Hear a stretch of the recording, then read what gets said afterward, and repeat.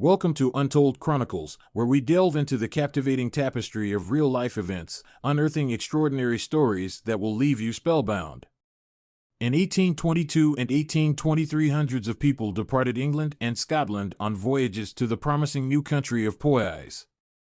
Clutching Poyaisian currency and filled with hope for a prosperous future, the would-be settlers were shocked to find that the bustling harbor, elegant capital city, and readily cultivatable land promoted by the country's dashing governor, Gregor MacGregor, were in fact nothing but a desolate wilderness. Leading to financial ruin and more than 150 deaths, the colonization attempt revealed Poyais to be more con than country, and MacGregor, the Scotsman behind the scheme, to be an equally cunning fraud. How had he pulled it off? Although he had risen to the rank of general in the war for Venezuela's independence from Spain, MacGregor had done little to distinguish himself in that struggle. Yet, when he returned to Britain from the Americas, he succeeded in convincing aristocrats in London that he was a war hero. What's more, he convinced them, and investors there, that an indigenous ruler in Central America had granted him an 8-million-acre tract of land along the region's Mosquito Coast and had appointed him cacique, or prince, to govern and develop the country. To corroborate his story, MacGregor presented an array of official-looking documents, land grants, maps, and a flag. Thus, MacGregor's success story was not confined to the new country's parameters. After hearing of his achievements and status abroad, members of the English aristocracy did not hesitate to induct MacGregor into society. Not only did he receive the use of a country estate while visiting England, but Poyais gained credibility as a country. What was the point of MacGregor's fake country? Although it may have been an ego booster for him to introduce himself as its prince, he had more at stake than the title and its attendant rewards. The answer is simple: money.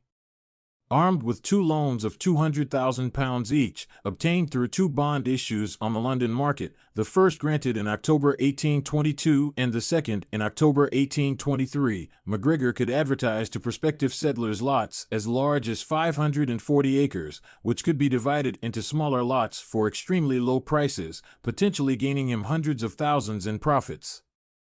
Having reached what was supposed to be the main port of Poyais in 1822 and 1823, the would-be settlers attempted to construct makeshift shelters on the shore as they awaited help. But before a rescue ship from a British colony in what is now Belize arrived, almost three-quarters of the group had succumbed to malnutrition or tropical diseases such as malaria and yellow fever. Despite the many lives and hundreds of thousands of pounds lost through his scheme, MacGregor was never quite brought to justice. Still under his spell, a number of people, including even some of the surviving colonists, pointed their fingers at the organizers and leaders of the voyages rather than blaming MacGregor. The possibility that he had lied about his title and country seemed inconceivable. Taking advantage of Britain's hesitation to prosecute him, MacGregor fled to France in 1823. Once a con man, always a con man. Even after the failure of the Poyais venture, MacGregor never really learned his lesson. In France, he traced the same footsteps he had made in England, forging documents, obtaining bank loans, and raising a new crop of settlers to people Poyais.